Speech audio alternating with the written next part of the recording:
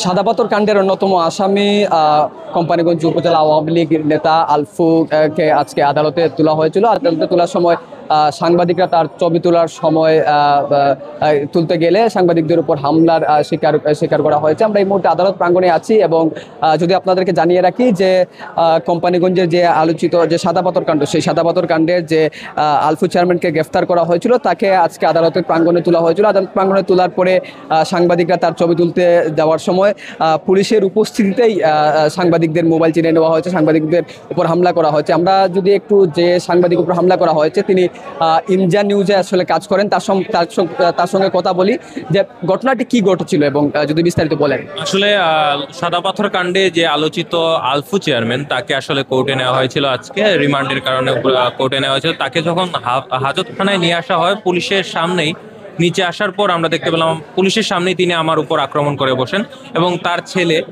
হঠাৎ করে পেছন থেকে আমার ক্যামেরা পার্সন যিনি ছিলেন তার উপরে আসলে অ্যাটাক করে বসেন।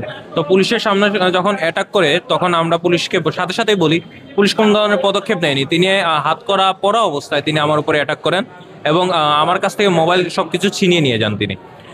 এবং পুলিশের কাছে আমরা অভিযোগ করি, পুলিশ আসলে তখন কোনো ধরনের রেসপন্সই করেনি। এই ঘটনার পর থেকেই সিলেটের যে টেলিভিশন সাংবাদিকরা রয়েছেন বা বিভিন্ন পত্রিকা বিভিন্ন অনলাইন মিডিয়ায় কর্মরত সাংবাদিক যারা রয়েছেন তারা কোর্ট প্রাঙ্গণে আসলে ভিড় করেছেন এবং তারা এই ঘটনার যে সঠিক তদন্ত এবং যে দোষী যে রয়েছে তার সুষ্ঠু বিচার আসলে প্রার্থনা করা হচ্ছে এবং সাংবাদিক নেতৃবৃন্দ যারা রয়েছেন তারাও আসলে এখানে উপস্থিত হচ্ছেন। আমরা একজন আইনজীবীর সঙ্গে কথা বলার চেষ্টা করি। এই যে পুলিশের সামনে একজন সাংবাদিক উপরে হামলা হলো, এই বিষয়টি আসলে আপনারা আইনজীবী হিসাবে বা একজন সাংবাদিক হিসাবে ডিজাইন, এলিগেন্স, বিউটি, সেরা পণ্য সবার জন্য জেভিকো।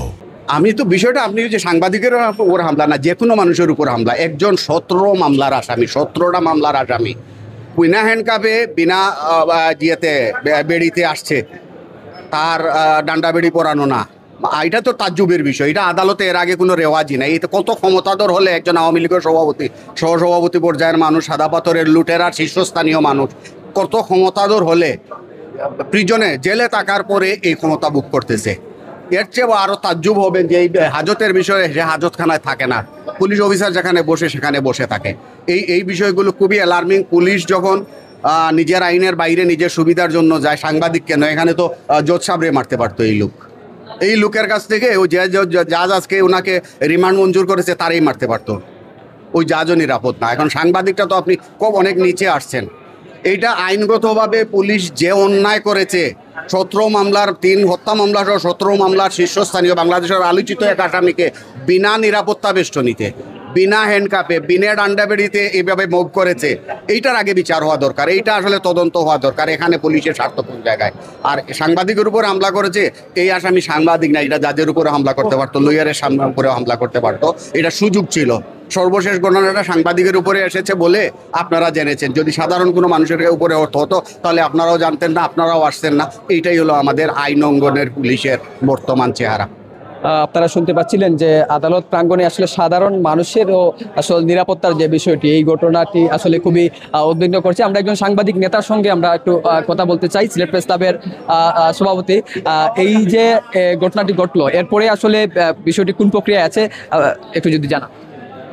আসলে এই ধরনের ঘটনা সারা বাংলাদেশে কিন্তু ঘটছে।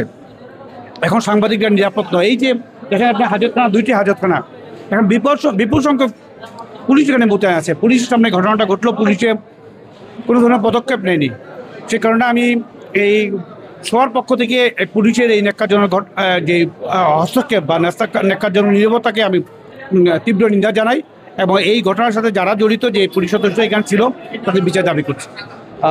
নিশ্চয়ই আপনারা শুনছিলেন যে এই ঘটনার সঙ্গে যারা জড়িত তাদের প্রত্যেকের যে শাস্তি নিশ্চিত করার দাবি সাংবাদিক নেতৃবৃন্দ জানাচ্ছেন। তো সব মিলিয়ে সিলেটের যে সাদাপাথর কাণ্ডে যে আলফু চেয়ারম্যান তাকে আদালতে তোলার পর থেকেই কিন্তু সাংবাদিকদের উপর হামলা হয়েছে এবং এই যে 2 সাংবাদিক, তার মধ্যে একজন চিত্র সাংবাদিক এবং একজন রিপোর্টার ছিলেন, তার মোবাইল কেড়ে নেওয়া হয়েছে। এই ঘটনায় সাংবাদিকরা আসলে কোর্ট প্রাঙ্গণে অবস্থান করছিলেন। তো এই ছিল সিলেট থেকে আমার কাছে সর্বশেষ।